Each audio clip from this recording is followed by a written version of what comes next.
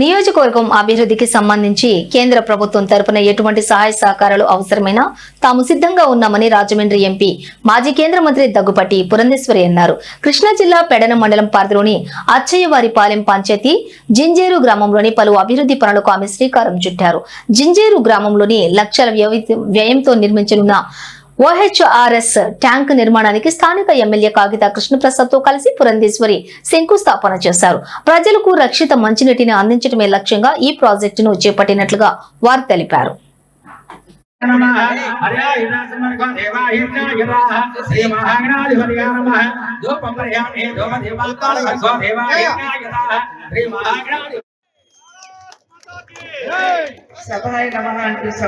నమస్కరిస్తూ వేదిక మీద ఉన్నటువంటి స్థానిక శాసనసభ సభ్యులు కృష్ణప్రసాద్ గారికి, పెద్దలు జవహర్ గారికి, పూర్ణయ్య గారికి, అదేవిధంగా భారతీయ జనతా పార్టీ జిల్లా అధ్యక్షుడైనటువంటి శ్రీరామ్ గారికి, సోదరులు ఇంతకు ముందు ముఠా చైర్మన్ గా పనిచేసి ఇప్పుడు భారతీయ జనతా పార్టీ ప్రధాన కార్యదర్శిగా బాధ్యతలు నిర్వహిస్తున్నటువంటి మట్టా ప్రసాద్ గారికి, సురేష్ గారికి జనసేన సంబంధించి, అదే విధంగా వేదిక మీద ఉన్నటువంటి ఇతర పెద్దలందరికీ, వేదిక ముందున్నటువంటి సోదరి మండలం కాదు ఆత్మ బంధువులందరికీ కూడా ముందుగా నా నమస్కారాలు తెలియజేస్తున్నాను. దేశంలో అనేక కార్యక్రమాలు నరేంద్ర మోడీ గారు 2014లో ఆయన ప్రధాని అయిన నాటి నుండి నేటి వరకు కూడా ఆయన నాయకత్వంలో ఉన్నటువంటి కేంద్ర ప్రభుత్వం ఎన్ని కార్యక్రమాలు చేపట్టినా, ఎన్ని పథకాలు ముందుకు తీసుకొని వచ్చినా కూడా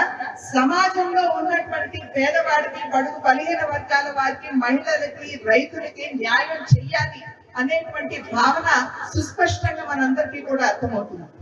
ఇవాళ 2024 ఎన్నికలు పదే చెప్పినటువంటి మాట ఏమిటంటే, మేము ఎన్నికల ప్రచారానికి వెళ్ళినప్పుడు డబుల్ ఇంజిన్ సర్కార్ కనుక మనం వచ్చినట్లయితే, మనం సాధించుకోగలిగినట్లయితే ఆంధ్రప్రదేశ్ అభివృద్ధి పదంలో పరుగులు పెడుతుంది అని చెప్పి ఆనాడు చెప్పినటువంటి చూసినట్టు సుమారుగా 10 లక్షల దాకా మన గ్రామానికి ప్రతి నెల ఖర్చు పెడతా ఉన్నాం. రాష్ట్ర వ్యాప్తంగా చూసినట్టయితే సుమారుగా 2700 కోట్ల దాకా పెన్షన్లకి చేస్తా ఉన్నాం.